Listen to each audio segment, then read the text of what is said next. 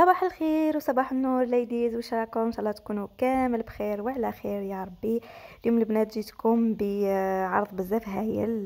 لاباج اللي وريتها لكم الخطره اللي فاتت تاع بوجي بوسعاده اي دايرت لكم برومو، قالت لكم فقط قولوا لي بلي جينا من عند زوزو، راح ان شاء الله تتهلا فيكم تعاونكم باسكو المشروع نتاعها جديد وحابه تطلع يعني روحها.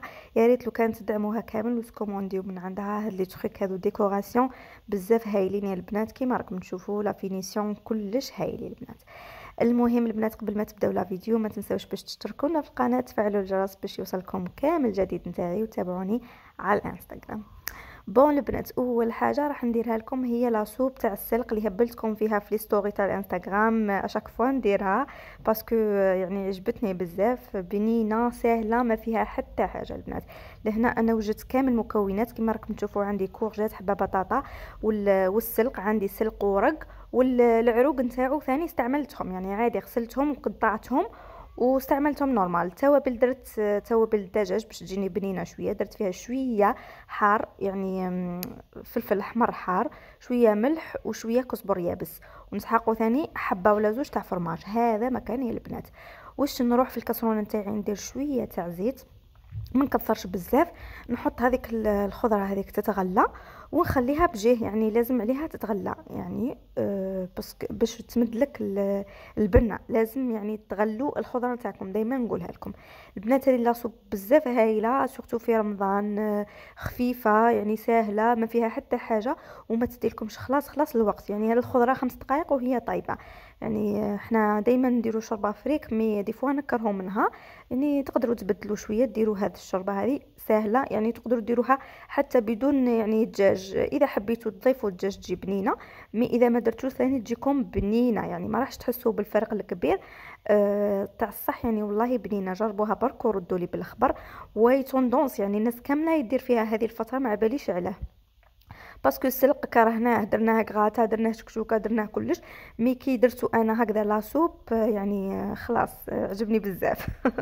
المهم بعد ما تمرقت قصدي بعد ما تغليت كامل الخضره ضفت لها التوابل ومن بعد مرقتها وخليتها طيب. لهنا اي طابت درت لها ان بورسيون تاع فرomاج، زدت ثاني شويه فرomاج عندي هذا تاع الطالي، زدت لها مغرفه هكذاك وخلطت كلش. من بعد ميكسيت بالميكسور بغا ميكسور عادي، ريحوها مليح بحيث تولي لكم يعني سوب تاع الصح، يعني مرحيه ما تكونش فيها حبيبات.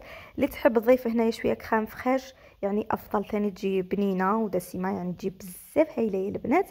مي واش راح نقول لكم هنايا، خساره ما صورت لكمش لافا كيفاش جات، يعني ما صورت لكمش في الطبسي تاع التقديم. علاه باسكو كنت ناويه نديرها في الليل.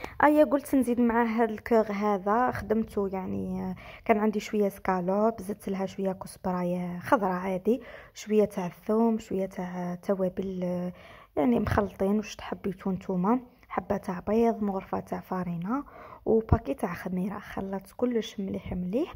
من بعد على اساس راح نطيبهم في المقله نورمال، ودرت السيرسو على شكل قلب في المقله، درت شويه زيت ودرت هذاك السيرسو حطيته. من بعد حطيت هذاك الخليط تاع السكالوب، فهمتوني البنات؟